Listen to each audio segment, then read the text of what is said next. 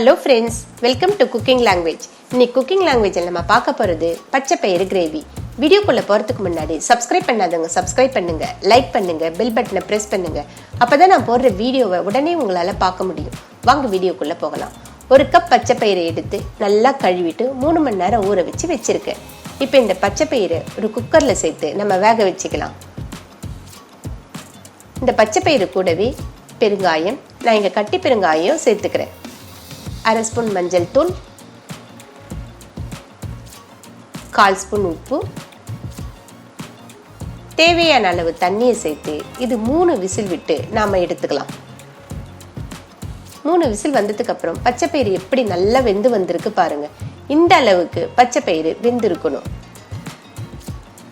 இப்போ நான் ஒரு கடாய் வச்சுக்கிட்டேன். அதில் 1 ஸ்பூன் நெய் விட்டுக்கிறேன்.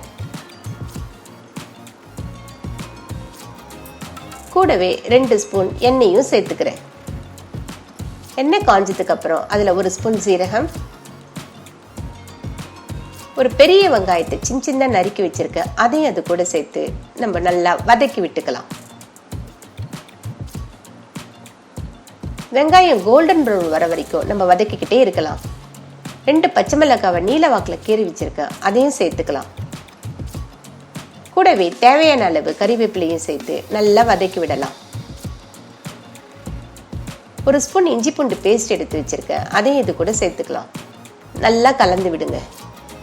இந்த இஞ்சி பூண்டினுடைய பச்சை வாசனை போகிற வரைக்கும் நம்ம வதக்கிக்கிட்டே இருக்கலாம். இப்போ வெங்காயம், இஞ்சி பூண்டு எல்லாம் நல்லா வதங்கி வந்திருக்கு பாருங்க. இப்போ இது கூட 1/4 ஸ்பூன் மஞ்சள் தூள், 1/2 ஸ்பூன் தனி மிளகாய் தூள், 2 ஸ்பூன் தனியாத்தூள், 1/2 ஸ்பூன் கரம் மசாலா தூள் சேர்த்து இது எல்லாத்தையும் பச்சை வாசனை போகிற வரைக்கும் நம்ம வதக்கிக்கிட்டே இருக்கலாம்.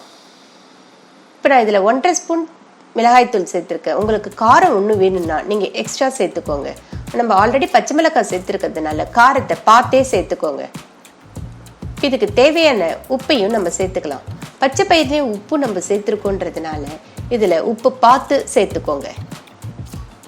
இது கூட 3 தக்காளியை மிக்சியில் அடித்து எடுத்துகிட்டு வந்து வச்சுருக்கேன், அதையும் இது கூட சேர்த்துக்கலாம்.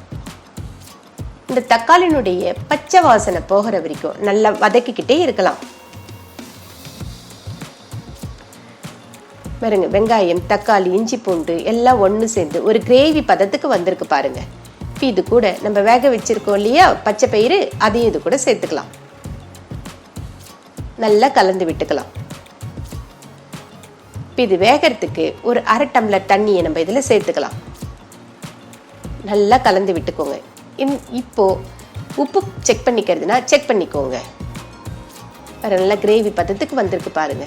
இப்போ இது கூட 1 ஸ்பூன் கஸ்தூரி மேத்தி எடுத்து வச்சிருக்கேன், அதையும் சேர்த்து நம்ம நல்லா கலந்து விட்டுக்கலாம்.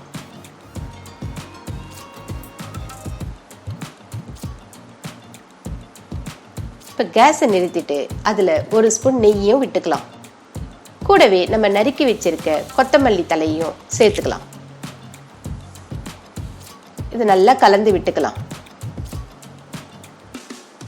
நெய் போட்டதுக்கு அப்புறம் கிரேவி ரொம்ப நேரம் கொதிக்கக்கூடாது. அதனால தான் கேஸை நிறுத்தினதுக்கு அப்புறம் நம்ம கிரேவியும் கொத்தமல்லியும் இதில் சேர்த்துக்கிறோம்.